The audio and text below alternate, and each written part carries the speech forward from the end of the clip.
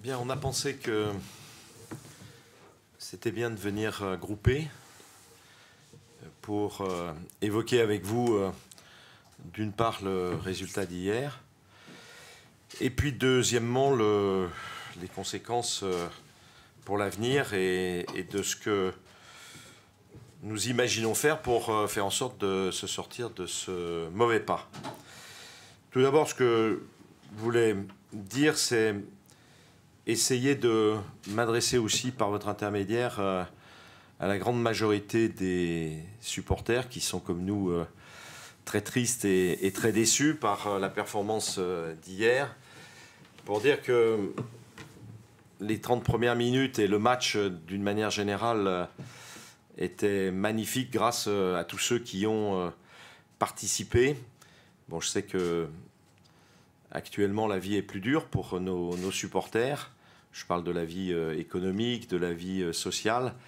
Et donc, quand on investit pour venir à un quart de finale de Coupe d'Europe, on a l'envie non seulement de faire en sorte que la fête soit belle, mais que le résultat soit aussi à la dimension de ce qu'attendent tous les supporters. Donc voilà, donc je voulais leur dire que avec Vincent, avec Peter, on partage leur tristesse parce qu'on est aussi les premiers supporters du club.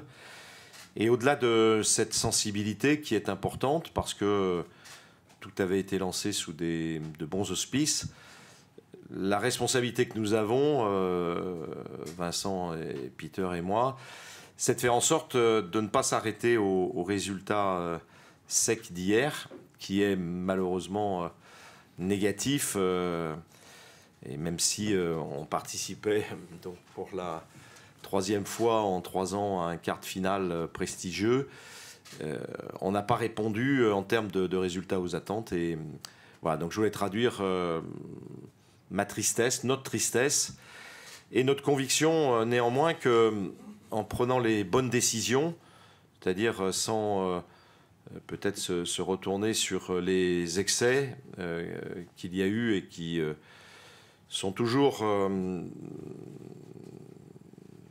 minorité. Voilà, la grande majorité des supporters doit être félicitée parce qu'il y a eu vraiment une ambiance fantastique pour lancer ce match. Et c'est vrai que ça aurait dû aussi toucher les joueurs qui, à un moment donné, après le premier but de cette équipe de West Ham, ont un peu perdu le sens de ce qu'il fallait faire. Mais ça, je laisserai évidemment Peter ou Vincent rentrer dans le détail. Quand on est dirigeant, bon, d'une part, il faut faire une analyse objective. Bon, l'analyse objective, c'est qu'il reste 7 matchs. Le groupe est un groupe structuré, très, très important, qui fait l'admiration de la plupart des autres clubs en Europe. Et c'est vrai que comme Barcelone hier ou l'Atalanta, on n'a pas su passer ce cap que l'on aurait pu passer. Et je ne reviens pas sur le détail technique. Donc voilà, à partir de là, il faut se redresser quand on est dirigeant comme nous le sommes. Tous les trois ici présents. Il faut trouver je l'ai dit, les ressorts. Il faut aussi faire en sorte d'être unis. Donc l'important, c'est de vous montrer qu'on est complètement unis sur cette réaction qui va avoir lieu, qui suppose évidemment que les joueurs prennent conscience de la gravité de la situation de l'Olympique Lyonnais, de l'institution, mais aussi que l'on soit, en tant que dirigeant, à la manœuvre pour faire en sorte que dès dimanche, les joueurs aient la possibilité de montrer que voilà, c'est un match de foot ne se rejoue pas a posteriori. Par contre, on peut immédiatement derrière, pour le match qui suit, démontrer qu'on a les qualités qui sont nécessaires. Et à ce stade-là, je voulais dire simplement que pour moi, il reste 7 matchs. Arithmétiquement, et Peter l'a dit dès le match après Strasbourg, il reste une chance de pouvoir participer à une Coupe d'Europe. Donc on va se donner tous les moyens avec les joueurs, l'encadrement, les supporters, je l'espère, pour faire en sorte qu'on n'ait pas de frein, d'inertie supplémentaire et que la force qui va se dégager de nos interventions, évidemment on verra les uns et les autres, les joueurs, pour être en harmonie avec ce que je viens de dire, eh bien, se traduise dès dimanche par une réaction. On se doit, pour nos supporters, et c'est vrai que, je l'ai dit mais je le redis, le match d'hier avait démarré sur des auspices fantastiques. Je sais que participer pour des gens qui font 1000 km à un quart de finale, ça suppose des efforts et des sacrifices. Voilà, on n'a pas su leur donner la joie et le bonheur qu'ils méritaient. Mais en tout cas, sachez qu'on participe à cette tristesse parce qu'on est les premiers supporters du club. Voilà pour ce que j'avais à dire en amont et je suis prêt à répondre avec Vincent et Peter à vos questions. Peter interviendra sur le plan de la conférence qui était prévue dans la foulée.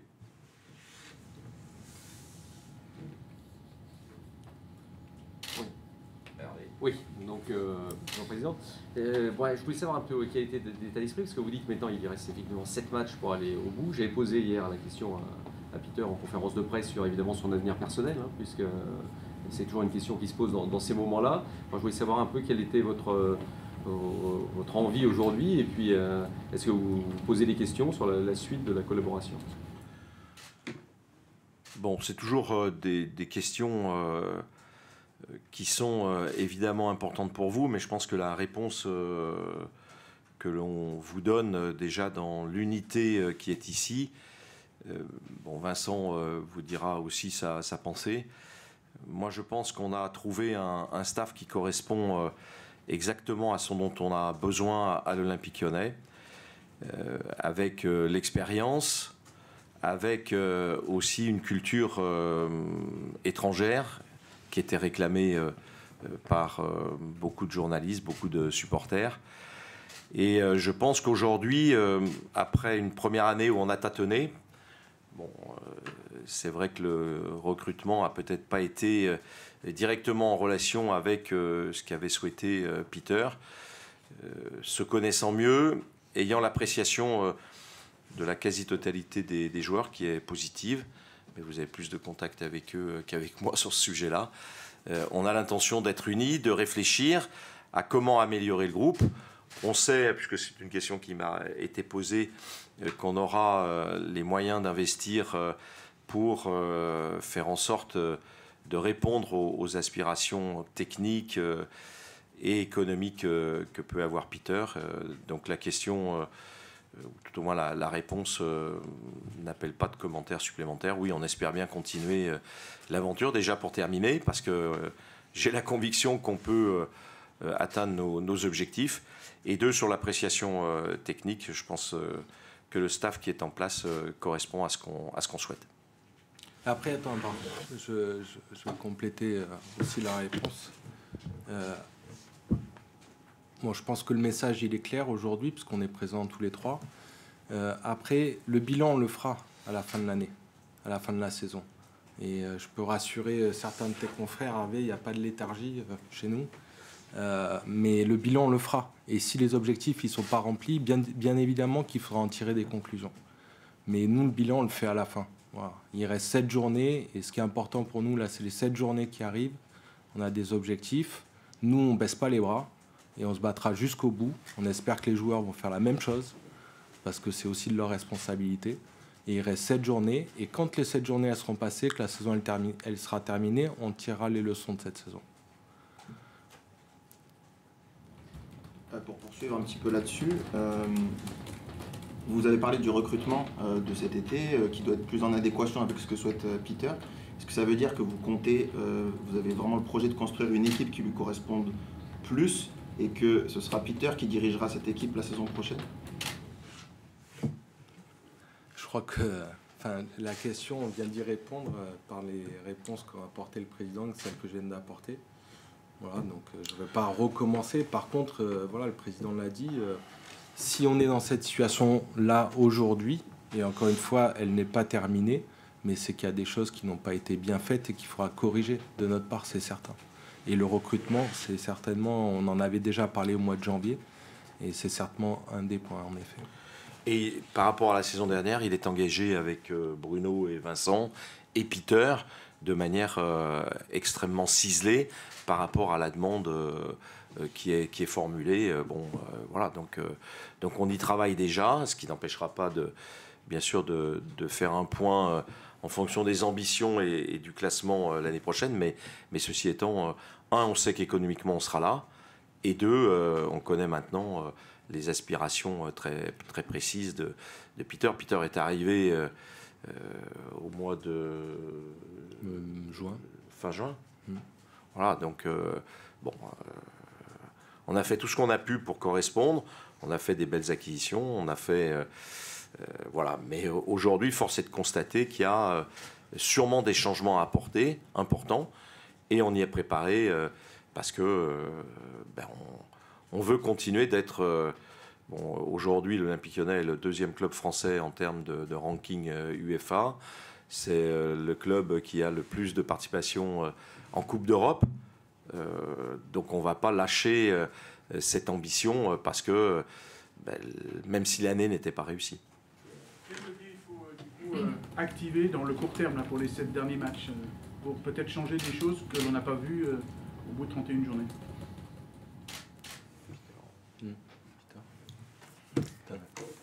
Fait le plus important qu'on n'a pas fait jusqu'au-là. Gagner des matchs de filet. Faire une série. C'est ça. Que ça nous va aider. Et le reste, on peut longtemps parler, mais il faut des victoires. Et ça, c'est le staff et les joueurs ensemble. Et comment peut-être les réveiller, les joueurs, ou faire, pas réveiller, le terme n'est peut-être pas forcément bon, mais que ça change? Non, mais réveiller, c'est pas le mot, je pense, parce que quand on voit les premières 30 minutes, les joueurs ils n'ont pas dormi là. Mais on n'a pas fait pendant tous les matchs. Plusieurs raisons. Dessus, par le but. Mais il faut vraiment, si on veut avoir du succès cette saison, il faut faire une série. Donc gagner des matchs. On a l'impression que les joueurs sont dans un certain confort. Est-ce qu'il y a aussi une part de responsabilité de vous, les dirigeants, par rapport à ça? De toute façon, si à la fin les objectifs ne sont pas atteints, de toute façon c'est la beauté du football, c'est que c'est une remise en question permanente. Et ça fera partie des questions qu'on se posera, celles que vous venez d'évoquer. Et de toute façon, voilà, c'est jamais la responsabilité que d'une partie, c'est pas que la responsabilité de l'entraîneur, c'est pas que la responsabilité des dirigeants, pas que la responsabilité des joueurs. Si les objectifs ne sont pas atteints, c'est une responsabilité collective, donc tout le monde doit se remettre en question, et ça sera à nous de faire ce qu'on a commencé à faire, mais la bonne analyse pour apporter les effets correctifs là-dessus. Quelle que soit l'issue, on a quand même l'impression qu'il y a un grand chantier au niveau des joueurs. Vous avez des éléments en fin de contrat, d'autres qui sont prêtés, des joueurs qui sont annoncés partants depuis plusieurs saisons, et le tour va peut-être venir cette année. Est-ce que vous êtes d'accord pour dire qu'il y a un immense chantier au niveau de l'effectif pour l'été prochain? Immense, je sais pas. Chantier, oui, comme on a régulièrement quand même. C'est comme ça, c'est le monde du foot d'aujourd'hui. Après, par rapport à ce qu'a dit le président, on a une meilleure connaissance aussi des attentes de Peter. Et je vais juste donner un exemple. On a revu Maxence récemment. Et voilà, pour nous, Maxence, c'est un bon exemple de ce qu'on souhaite avoir dans l'effectif de demain comme joueur important. Peter, on a vu hier dans une interview, qui était bien très honnête d'ailleurs, mais vous disiez que vos joueurs n'avaient pas encore adhéré à votre philosophie. Qu'est-ce qui vous fait penser qu'ils vont y adhérer maintenant ou sur les 7 prochains matchs? Qu'est-ce qui vous laisse de l'espoir? La question a été posée, est-ce qu'on joue le football que j'aimerais? Ça, c'était avec mes mots, la question. Et j'ai répondu honnêtement non, parce que le football que j'aimerais, c'est plus offensif, c'est plus agressif, avec un pressing plus haut, plus agressif. on n'a pas fait. La deuxième question, qu'est-ce qu'on fait pour la suite de saison? Pas jouer ce football, mais le football où on gagnait les matchs, parce que j'ai répondu, tout ce que nous va aider, ça c'est gagner des matchs. Donc il faut être réaliste, plutôt le romantique du football pour les dernières 7 matchs. Il faut gagner. Donc le football on va jouer, c'est un football qui correspond à cet objectif-là.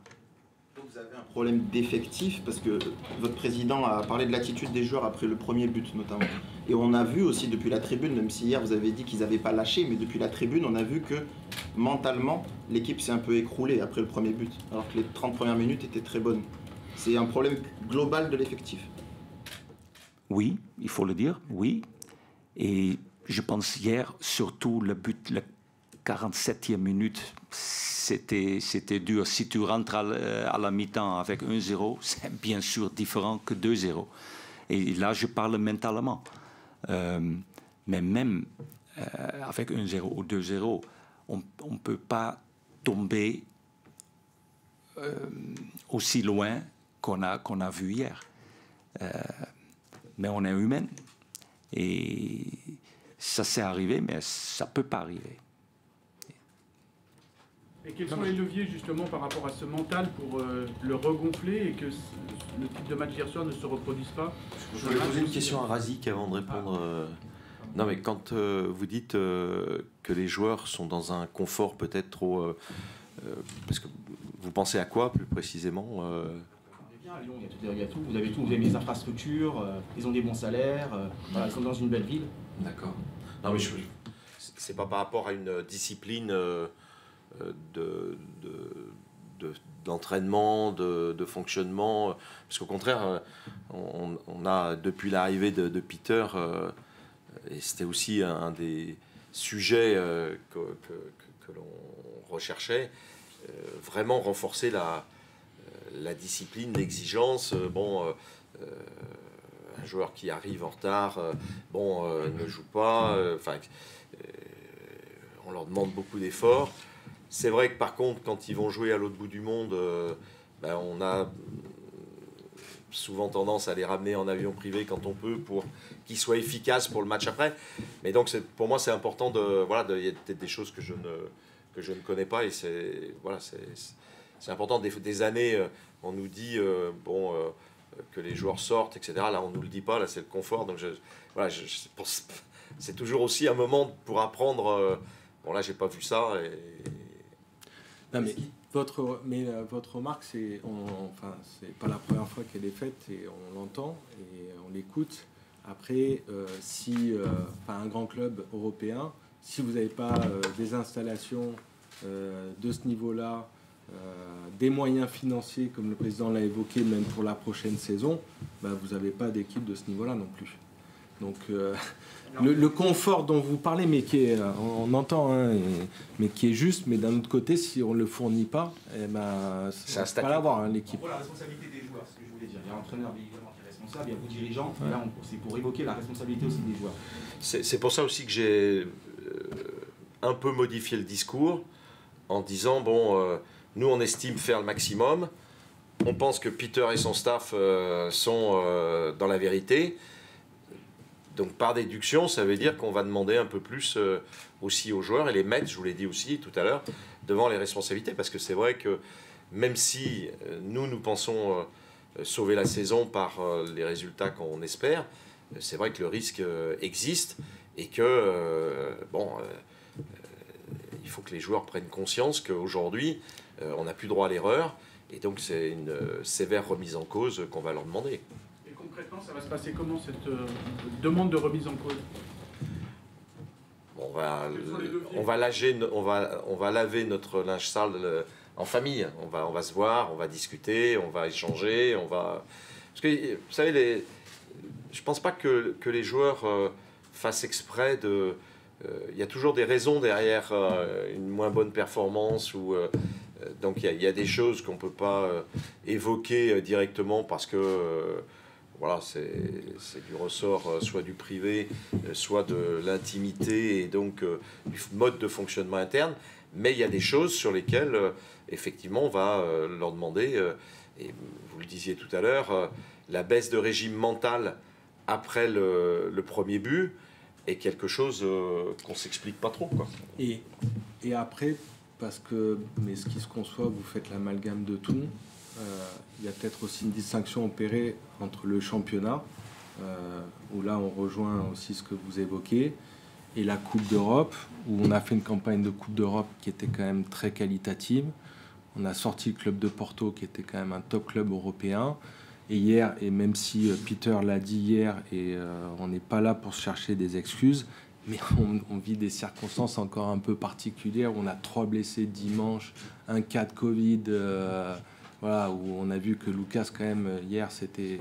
Bon, voilà, ce sont quand même des circonstances particulières où, quand vous êtes sur des top matchs comme ça, il faut avoir tous vos top joueurs. C'est comme ça, parce qu'en face, c'était quand même une vraie équipe, quoi. Donc, bon, Maxence. Nous, il y a une... Ouais, Maxence aussi, mais voilà, il y a une campagne européenne où... Bon, c'est pas une question de chercher des excuses, mais bon, on a des circonstances quand même depuis le début de l'année. Et après, il y a le sujet du championnat là qui est différent, où ça rejoint la discussion qu'on a là. J'aimerais poser une question à Peter, parce qu'on a beaucoup parlé de votre avenir, Peter, mais vous, quel est votre sentiment? Parce qu'on est loin de ce que vous imaginiez en venant à Lyon, et c'est une saison qui a été extrêmement particulière sur tous les plans, sur le terrain aussi en dehors. Donc vous, quel est un petit peu votre sentiment sur votre avenir à l'Olympique Lyonnais au-delà de ces 7 dernières journées? Pas facile. Parce que dans le football, on connaît des bons moments, mais aussi des moments comme hier soir. Et ça sont les moments durs, il faut le dire. On est dans un grand club, avec une grande histoire, où les objectifs sont clairs. Et quand tu ne gagnes pas, ça fait mal.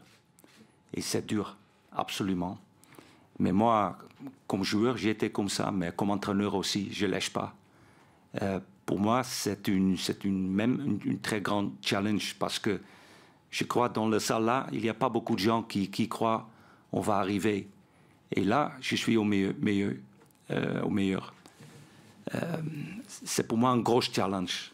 Donc, c'est la première année ici. La langue, c'est pas toujours facile, surtout quand tu dors pas beaucoup comme la nuit dernière. J'ai fatigué. Et là, pour comprendre foot, tous disent, c'est pas toujours facile. Mais en même temps, c'est pour moi une grosse challenge. Et je lâche pas. Je vais pousser les joueurs. Et les joueurs sont pas tout seuls là-dedans. Moi, comme entraîneur, je suis là-dedans aussi. Et je vais pousser qu'on va encore... Parce que ça va vite, hein. C'est quoi, 5 semaines? 7 matchs? C'est pas long. Donc... il faut. Et je crois vraiment que ça c'est possible. Même, et je dis ça aussi, on n'a pas fait cette saison une série. Et on a besoin d'une série. Donc il faut faire quelque chose qu'on n'a pas fait en ce moment. Donc c'est pas facile. Et pour moi, encore une fois, c'est une challenge. Et on va arriver. Absolument.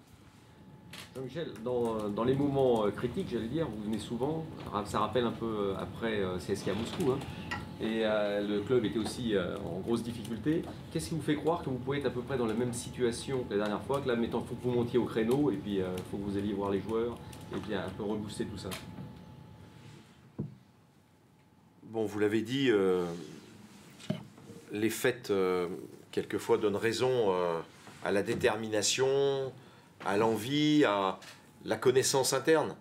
Bon, je pensais être avec Vincent et Peter, celui qui connaît le mieux le mode de fonctionnement interne, la qualité des joueurs, leurs engagements moraux vis-à-vis de l'institution, donc du président. Et donc, je me souviens très bien, effectivement, de cette élimination contre Moscou. À l'époque... West Ham n'a pas les mêmes qualités que Moscou. C'est un autre calibre et ils ont montré en étant 6e de Première Ligue que voilà, c'est une équipe qui avait éliminé Séville juste avant. Voilà.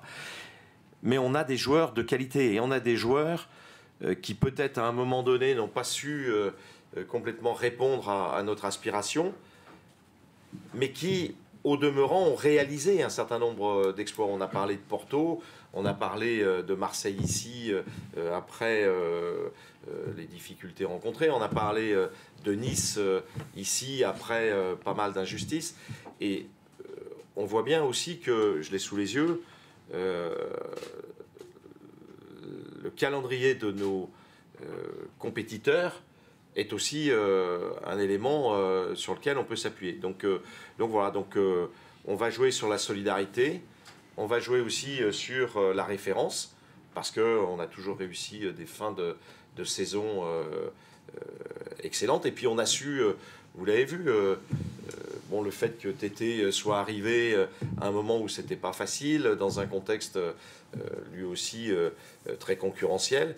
Donc voilà, on va récupérer Maxence, je l'espère, pour les matchs de fin de championnat. Voilà, moi j'ai confiance, et en tout cas, c'est notre club, c'est notre institution, et on sent bien qu'il y a une possibilité de s'en sortir, et on va tout faire en sorte pour qu'on s'en sorte. Voilà. Président, le mois prochain, pour élargir un peu par rapport à cette saison, mais le mois prochain, ça fera 10 ans depuis la victoire en Coupe de France face à Quevilly. Vous étiez le président des 10 saisons précédentes, très faste pour l'OL, et vous êtes aussi celui des 10 dernières où l'OL n'a pas gagné de titre.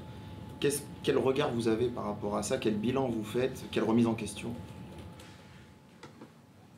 Bon, déjà, le football a changé. Bon, je pense que vous êtes bien informé dans votre quotidien pour savoir que le PSG est arrivé avec des moyens totalement différents d'avant. Probablement qu'un certain nombre d'autres clubs ont réussi aussi. Bon, on a eu Lille qui a réussi à sortir son épingle du jeu. Bon, je lisais un certain nombre de choses dans votre quotidien sur la situation économique qui a permis à un moment donné d'y arriver. Bon, voilà, donc je pense que bien sûr qu'il y a une remise en cause, on le fait chaque fois. À un moment donné, on avait un entraîneur qui ne plaisait pas à certains supporters, mais qui aussi était critiqué par, on va dire, les journalistes. Aujourd'hui, il réussit plutôt pas mal, bon, à notre détriment, mais donc on voit quand même que sur la durée, l'Olympique Lyonnais est resté le premier club européen français, celui qui apporte le plus de points à la France en termes de ranking européen. On a le plus grand nombre de matchs européens, y compris dans les 10 dernières années, de tous les clubs. Donc, alors on va voir ce qui va se passer cette année, mais la seule année où on n'a pas été en Europa League, la saison s'est arrêtée 7 matchs avant la fin. Donc, bon, vous savez que j'ai une conviction forte. C'est un challenge justement qu'on va saisir. Donc, je regarde par ailleurs qu'à un moment donné, les structures de l'Olympique Lyonnais ont évolué du tout au tout par rapport à tous les autres clubs. Et donc, on a les éléments qui permettent de rebondir, qui permettent de réussir. Mais il faut aussi qu'il y ait un certain nombre de règles économiques et de concurrence qui fassent que on puisse respecter cette concurrence qui fait qu'économiquement, tout le monde doit avoir sa chance.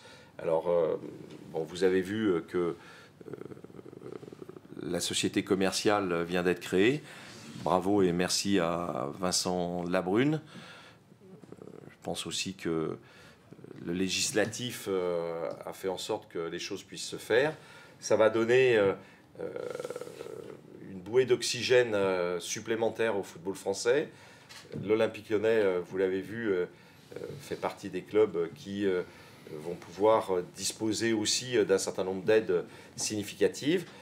Comme on est en bonne santé, eh bien, on va pouvoir se repositionner. Mais vous savez, des clubs comme l'Olympique Lyonnais qui sont au niveau où nous sommes, il n'y en a pas beaucoup d'autres, ni en France, ni en Europe. Donc le regard que je porte sur les 10 dernières années, c'est un regard, évidemment que quand on voit ça de l'extérieur, et quand on a la jeunesse triomphante, on a l'impression que c'est une infamie de ne pas avoir gagné de titre pendant 10 années. C'est pas tout à fait le cas, puisqu'on est parti de zéro avec le football féminin, et on a gagné cette Coupe d'Europe, ce qu'aucun autre club en Europe a fait. Et puis, il y a cette académie qui est en train de performer de manière récurrente. On va jouer, et j'y serai, la finale de la Gambardella en levée de rideau de la Coupe de France. Voilà, donc je pense qu'il faut être objectif. Et c'est pas une litanie de dire on n'a rien gagné pendant 10 ans, parce que 99% des clubs français ou européens, malheureusement, sont obligés de dire la même chose quand les structures ont été faites comme ça. Donc non, je suis fier de ce qui a été fait, des infrastructures. Je suis fier du travail que l'on fait tous ensemble. Et je suis persuadé que si on ne lâche pas, eh bien on va avoir à nouveau la possibilité non seulement de se qualifier en Europe, mais aussi de gagner un titre dans les années qui viennent. En tout cas, l'ambition est accrochée, formidablement chevillée au corps, et on a les moyens aujourd'hui de revenir à l'Olympique Lyonnais d'il y a 10 ans. Que répondez-vous, ou que dites-vous aux supporters qu'on sent bien désabusés depuis hier soir et d'une partie aussi de la saison? Ben, je l'ai dit en préambule, moi j'ai trouvé magnifique la réaction des supporters hier. Le stade, je ne sais pas si vous l'avez vu, on avait la chance d'avoir le président de la Ligue qui était là. Même les gens de West Ham m'ont dit on n'a jamais vu ça. Voilà, les supporters ont donné un peu à l'image de l'équipe pendant les 30 premières minutes, une image formidable du club. Alors que les supporters soient désabusés, je les comprends d'une certaine manière, parce que je l'ai dit, la vie est difficile sur le plan économique, sur le plan social, et quand on économise pour pouvoir venir au stade en espérant évidemment gagner, comme je le pensais, la Coupe d'Europe, il y a une déception qui est forte. On peut être désabusé, mais ceux qui ont l'expérience, comme vous, du football européen et sur une longue période du football, savent bien que ça n'est qu'un match qui arrive à un mauvais moment, et que probablement on a loupé la qualification aussi au match aller. Quand je regarde les statistiques du match, c'est vrai que c'est invraisemblable en ayant la possession qu'on a eue, en ayant des occasions en plus grand nombre que les autres. Voilà, on a un manque d'efficacité, c'est certain. Donc c'est vrai que les supporters peuvent être quelquefois déçus, comme je le suis. Je suis triste pour eux, mais je suis aussi aux commandes du club, et on ne va pas s'arrêter à un échec, même s'il a fait très mal hier soir. Une question justement par rapport à ce manque d'efficacité. On avait dit que pendant l'intersaison, certains joueurs offensifs vous avaient été proposés, mais que vous vouliez garder les joueurs que vous aviez. Et est-ce qu'aujourd'hui vous dites j'aurais peut-être dû accepter peut-être certains joueurs durant ce mercato hivernal? Non, mais moi je ne suis pas là pour maintenant regarder qui peut être là et qui sont là. Et, moi je regarde à mon équipe. Et c'est vrai, on crée des occasions et on ne marque pas assez de buts. Ça, c'est vérité. Donc, c'est mon boulot comme entraîneur de travailler avec les joueurs qui sont là pour marquer plus de buts. Ça, c'est mon boulot. Et je ne vais pas parler des joueurs qui ne sont pas venus, et ça n'a rien à voir. Donc, les joueurs qui sont là, qui sont preuves dans la passée, qui peuvent marquer, et voilà, ont besoin des buts pour gagner des matchs. Et là, vous avez raison, on rate trop d'occasions, c'est vrai. De l'extérieur, on a l'impression qu'il manque de leader dans cette équipe pour peut-être reprendre à un moment donné quand ça va mal, un petit peu comme hier soir quand il y a eu le premier but. Est-ce que de l'intérieur, vous sentez aussi ça? Est-ce que pour l'avenir, vous allez être peut-être plus attentif dans le recrutement aussi à cette donnée-là? Alors, je suis presque tous les jours avec le monsieur à côté de moi, Vincent et le président, on est en échange de ça. On parle beaucoup de l'effectif qu'on a, mais on parle aussi pour l'année prochaine. Et bien sûr, on ne regarde pas seulement les qualités de joueurs sur le terrain, mais aussi hors le terrain, ou comme on dit ça ici, le leadership. Et bien sûr, on regarde ça aussi. Ce n'est pas évident parce que je pense que toutes les équipes parlent des leaders. Ce n'est pas facile d'être un leader. C'est facile quand tu gagnes d'être un leader. Mais surtout quand tu ne gagnes pas, il faut être un leader aussi. Donc, on parle beaucoup de ça aussi. Et justement, c'est vraiment peut-être le manque, l'un des gros manques dans ce groupe. Oui. Oui. Pour Bordeaux, dimanche, comment il va falloir faire pour régénérer l'équipe? Alors là, j'ai parlé ce matin avec les joueurs. Et je leur dis, je comprends, vous êtes dessus, absolument. Moi, le premier, et tout le monde qui aime l'OL sont dessus. Même aujourd'hui, un jour après le match, je comprends ça. Mais avant dimanche, ça doit être fini. Parce qu'il y a, à mon avis, encore une fois, le match le plus important de cette saison et peut-être le match le plus dur de cette saison contre Bordeaux. Et pour ça, il faut se bien préparer. Et ça a commencé aujourd'hui. Donc, on ne restait pas avec les joueurs qui ont joué dedans. On était dehors. On s'entraînait sur le terrain. Les joueurs qui n'ont pas joué ou pas complètement joué, ils font plus de travail aujourd'hui. Demain, encore un entraînement. Et après dimanche, il faut être là. Pas d'excuses, il faut gagner ce match. Voilà. Merci. Merci.